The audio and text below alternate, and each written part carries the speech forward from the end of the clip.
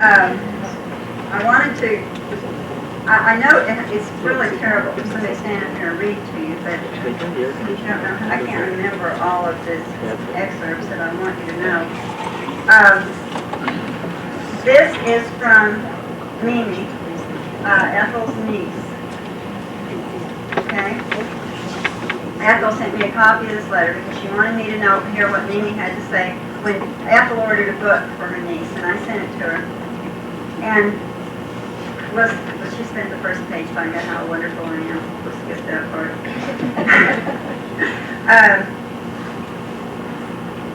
Mr. Fox came alive for me. After finishing the book, I had to read it one more time, and no doubt will read it many more times. I fell in love with the whole family. At one point, I was envious of them, and I wished I could have been one of them going to his studio to watch him work. Wouldn't it be great if Chuck could get one of those talented movie directors to film the story with Robert Redford playing RAF? Really?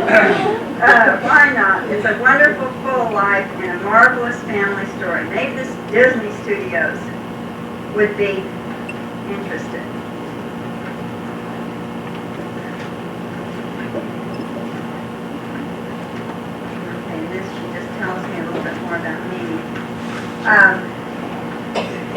A while back, those of you that get the newsletters will remember Norm Berube. Norm was a real active box collector, and he was quite a fighter. He fought cancer for several years, and he didn't win. We lost him a few years ago. And I have wanted an opportunity to share these poems with you. I've never taken the space to put them in the newsletter. The first one is titled Fox Hunt, and please listen carefully for the titles of the prints. No retriever can bark out the thrill of finding gardens of hope, or happiness, or contentment, and no drug can elicit nature's charm, nature's beauty, and nature's grandeur. As I scour the countryside of my consciousness and sink into the land of dreams with a passion akin to the quest for meaning and a verve evoked only by love's paradise, to stir the edges of my sensitivity and awaken my sense of color and feeling and esprit and tone of surreal poplars and blue hollyhocks. I marvel at finds too close for reality and cheer at where welcome waits, and his Native American white feather while secretly yearning of romancing Coralie, Beatrice, Stephanie, Cleo, and Maxine down on the farm. The second one is called On Discovering an Unlisted Fox.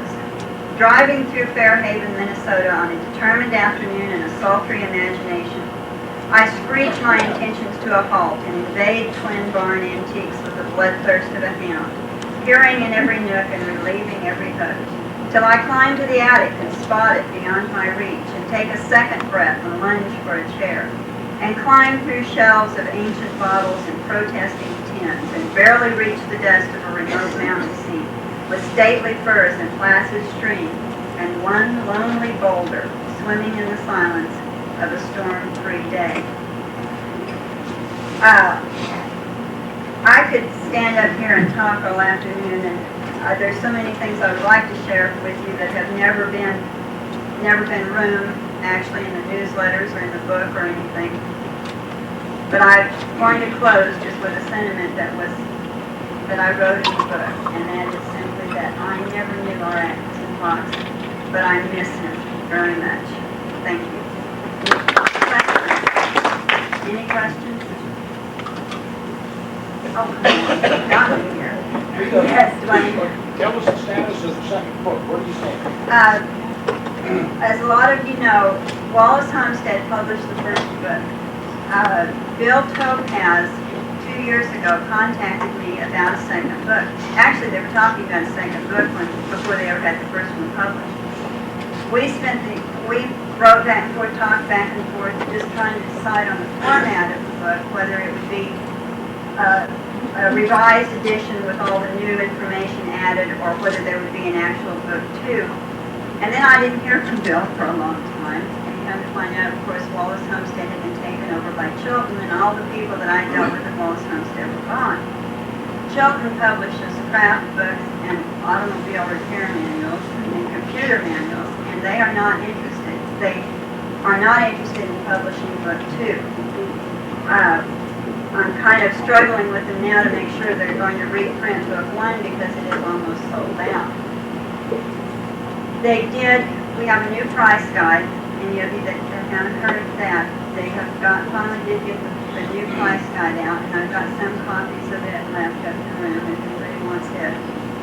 But right now the status of book 2 is that I'm still trying to find a publisher, and I'm starting to look into the cost of self-publishing. But that is almost formidable, and I'm afraid that we couldn't afford even to do, nearly as good a job as well as Homestead did. I would like to have even more color photos. So right now, all I can tell you is that I'm still trying. Collector books in Paducah, Kentucky seemed an obvious choice. And they just said that it was too narrow a topic. They didn't think there was enough interest in it. So that's where it is right now. Any of you that, but as you get antique books on different subjects, and there may be some little unknown press, you might drop me a line with the name of the publishing company, and we'll just try them all. Thanks, Frank. Anything else? Rita, do you have a favorite?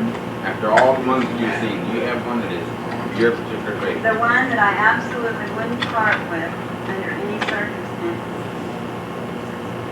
Well, I don't think I can narrow it down. I really don't. That Sweethearts in the Sky, I loved it. I loved June Morning. I like the girls, the pretty girls. Daydreams, particularly the pretty girls with animals. So, the same ones everybody else wants.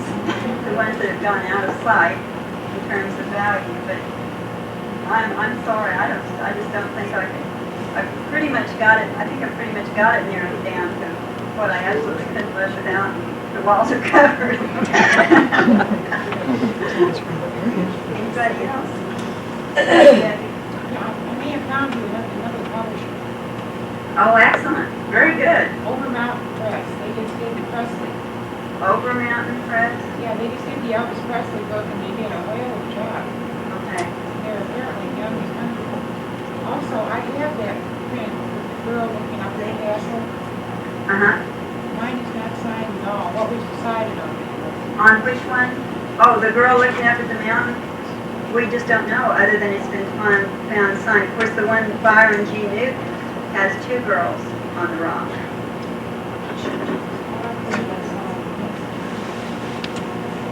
Anybody else? Okay, we'll be there whenever we can in the room. I do have some pseudonym guides, and we've got some pictures to show. I've brought all the photos of the listed prints, and they are divided according to category. So we might get together with these, the publishing records from Thomas Murphy and Pat. We might get together with those because I've got the pictures divided according to subject matter, and it would be pretty easy to match them up with the descriptions. Fortunately, I have a big, strong man to carry boxes, so I've got both of the small filing cabinets up there, and I've got all the unsigned maybes. So drop by anytime.